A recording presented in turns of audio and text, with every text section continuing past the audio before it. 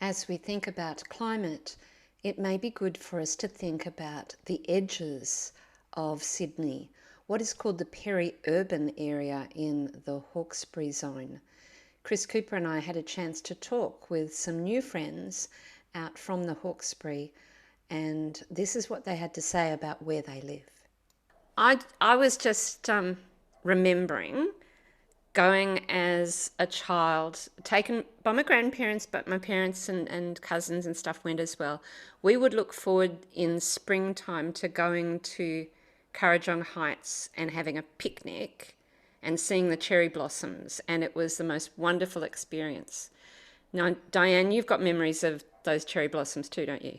I do. I went to Sunday school at North Richmond as a child, and every year we went to Cherry Park at Kurrajong Heights, where the cherry trees were there. The blossoms were unbelievable. We had views, uninterrupted views to Sydney.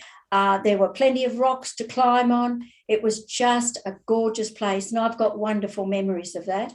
Well, I actually like Burlow Valley. We have a valley where there's glowworms. There's actually glowworms down there, and they used to farm down there, perhaps the turn of the century, I'm not sure, but the death adders were a problem down there, so they couldn't very well carry it on. But the convicts used to work down there, and a lot of the stone. I love Burlow Valley. Some people call it Burlow, but it's actually pronounced Burlow. Burlow. What about the others? What are your favourite places? Long Neck Lagoon. Long Neck Lagoon. What's it like? It's lovely. The swans are there and the birds are there, and I've done videos a few years ago there, and it's just a lovely spot. You can have a picnic there or just go and look at the swans, which I think is lovely. Now, what about you, Maria? Well, we've only lived in Australia for 6 years, and we moved to the Hawkesbury. We love Kurrajong and Kurrajong Heights and Bilpin because of the fruits and sky pie in the sky pie shop. Yum. Which we love. Not very good for the waistline, but never mind.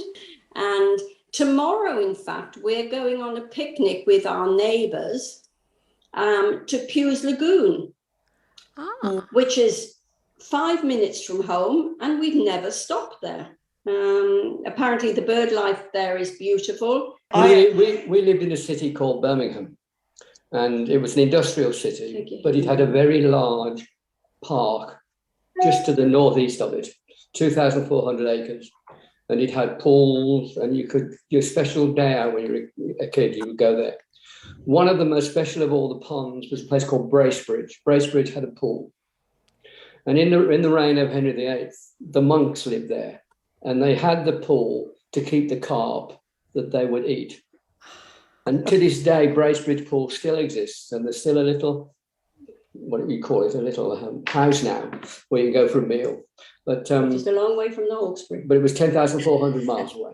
Once a month as a child, we used to drive from Manly up to Wentworth Falls, and my father would take us a different way, either through Parramatta or through Windsor and Richmond.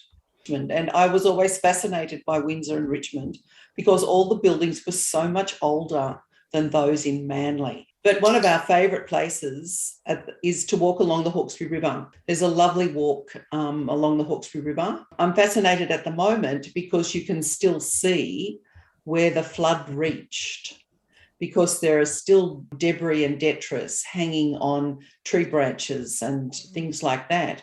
And it's fascinating to know how much water there was. I think one of the disadvantages of living in North Richmond is the fact that if the bridge in North Richmond goes under in the floods, we have nowhere to go. And we were cut off this year from Richmond for quite a few days. And it was amazing to see how reliant we were on that road, because we had helicopters coming into North Richmond to restock the supermarkets because the lorries couldn't come, the trucks couldn't come through. At Mount Tomah, normally it's not an issue. If the bridge goes under, we just drive up to Lithgow, or we drive all of the way around, or I've caught the train. But there was a landslide at Mount Tomah, so the road was closed completely.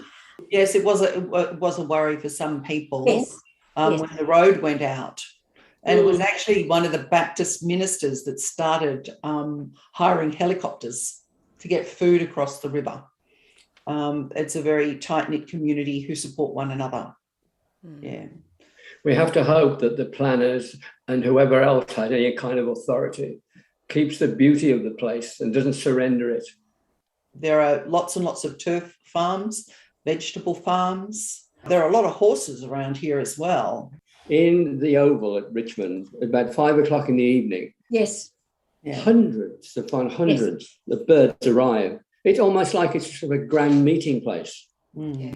And then they all their just, beds. They go to bed. Disappear. Yeah. When the fires came through, they weren't particularly close to us. I think they got to within about 2 or 3 kilometres of us, but we weren't really affected. But we've had no bird life since. No. All the bellbirds.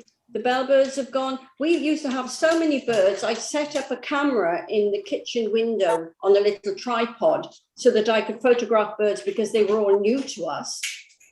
Since the fires, we only get blackbirds and Indian miners on a few bulbuls, and that's it. Yeah. All the honey eaters have gone, the parrots have gone, the barbirds have gone. Everything's gone. We used to have little yellow robins. We occasionally see a fairy wren, but that's very occasional. Those wonderful yellow robins. And none of the birds have come back. But we were impacted by that fire, that 2019 fire, and it went up one side. On the western side, we have 200 acres, but it came, I've got photos of it, came across the back of our place. It was just flame, just right across the back. We had it fairly clean behind our place because my husband's fire captain at Currajong Heights.